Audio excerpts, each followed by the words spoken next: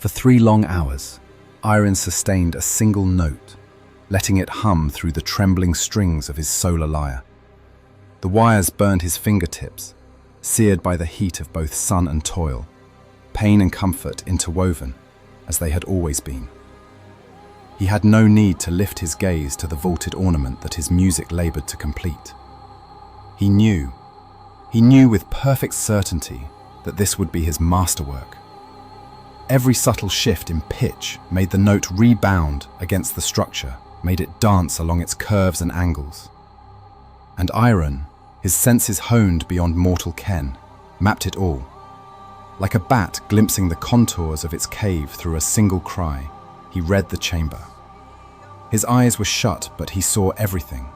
Every entwining thread of wraithbone, every pore of the living material, every drop of sweat streaking the taut faces of his orchestra of builders. This would be one of his finest works.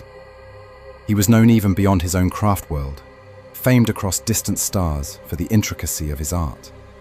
And yet within, there yawned a terrible hollow. The adulation of the crowds, the clasp hands of his peers, the praises of the autarchs, none of it touched him. None of it soothed the thing that gnawed at his soul. When alone, he longed for one thing only: to tear it all down. To reduce every creation to ruin, to ash. That hunger for destruction had always been there, and it had grown. The path of the artisan musician had kept it at bay for a time, but each new masterpiece made the hunger worse. Every triumph stoked the fire. Every triumph was a step closer to the edge. He knew what it meant. Indeed, Irion had already gone to the shrine of the fire dragons, only to be turned away by its growling exarch. Back! This shrine has its monster already. And so it was at every temple. He came seeking and was refused. He understood. 2 true dragons could not dwell beneath the same roof. He knocked at other shrines, desperate, until one rejection too many shattered what remained of his restraint. This next exarch hissed at him as the warriors of the shrine turned curious eyes upon them. Don't even think it! But Iron heard nothing, only the pounding of blood in his skull, loud as the roar of a world ablaze. The exarch had seen what would happen. Iron lunged, driven by the mad thought that he could choke the life from the warrior, reduce him to cinders with bare hands. Madness, but it crystallized in that instant. His hands clawed for the exarch's throat. A step forward. The mask of the warrior smashed into his face, breaking flesh, breaking the moment. That night, his face bloodied, Irion saw only flame. Through the inferno in his mind, the last fragile piece of him, that thin sliver of lucidity, whispered what would follow. Eldar, like him, consumed by denial, became beasts, exiles, pariahs. He had never been taught by the fire dragons, but he had become an exarch the moment he accepted that all he wanted was to destroy.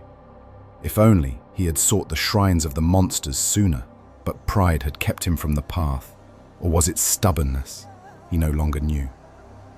Through the blaze in his vision, he staggered back to his atelier. He smashed his works to fragments, roaring his anguish, until only one remained. A vast wraithbone statue with clenched fists and radiating fury. He did not recall carving it, did not know why he had shaped it so, why it radiated such wrath. It did not matter. He understood when his gaze fell upon its smooth skull, as his bloodied fingers wove a noose from the snapped cords of his lyre. It was his most devoted apprentice who found him at dawn. The boy's scream brought others. They cut him down, but his spirit was already gone, drawn into the amber of his soulstone.